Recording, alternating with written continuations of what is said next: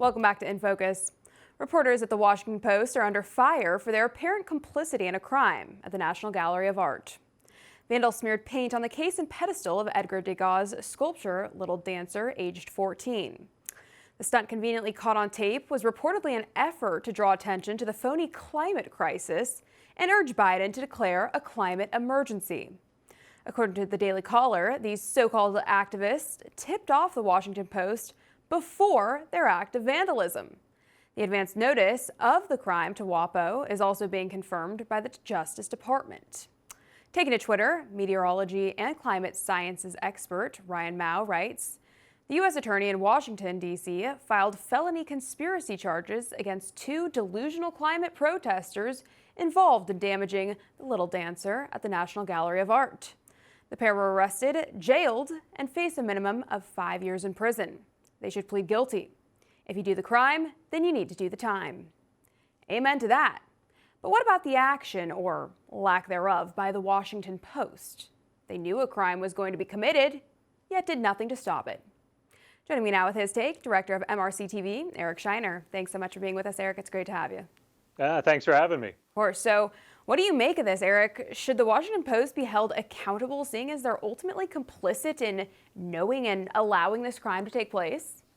It's an interesting question. I mean, how far would you go to push your leftist agenda? Would you want to be accessory to a crime? It seems in Washington's Post case, yeah, absolutely. They knew about it. They did nothing to stop it, but they made sure they had their reporter there.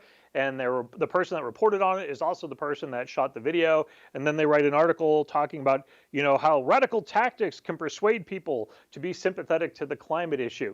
So this was part of that leftist narrative. This is what they want to push, this climate agenda. And, well, if we have to be accessory to actual crimes, instead of maybe, I don't know, tipping authorities off when you have this kind of information, then they're willing to do it. They're willing to, go hand in hand with these types of activists. Yeah, it sure does seem that way. And I'm just curious, Eric, I'd love to get your take. Do you think these climate activists, or climatards as I like to call them, actually accomplish anything productive by defacing property and valuable artwork? I don't think anyone told them that artwork by itself generally doesn't cause climate change, but the chemicals to clean up the mess that they make by spreading paint everywhere, those chemicals are probably a little more toxic to the environment. But they don't care. They don't care. My favorite, you didn't actually play the clip of the video, but the funniest part is when the guy's like, we are adults. You certainly don't act like it. You act like a bunch of little children throwing a temper tantrum. I'm going to take my paint and throw it on the wall. Good for you. I don't think you accomplish much of anything other than cheesing normal people off. Yeah, I would agree with you on that. Now let's switch gears and get into the Target insanity. Here's what MSDNC has to say on the matter. When Target caves into this, then it says that the moment you threaten the employees of even a very large corporation, you get to control its policies. This is economic terrorism, literally terrorism. Wow. So according to the ever so tolerant left, boycotting Target is now literally terrorism. Eric, I was actually going to say whatever brand designed those rather hideous glasses that chap was wearing is literally terrorism, but I digress. What are your thoughts, Eric? Well, here we go. If you don't shop at Target, you're a terrorist. I guess this explains how MSNBC maybe gets advertisers. If you don't advertise with us, you're a domestic terrorist. Perhaps this is the economic model they run by. I mean, this is ridiculous. And he actually says, if you don't go there and buy these things, so unless people go to a place they don't want to go, buy things that they don't want, and support causes that they don't want to endorse, they're terrorists?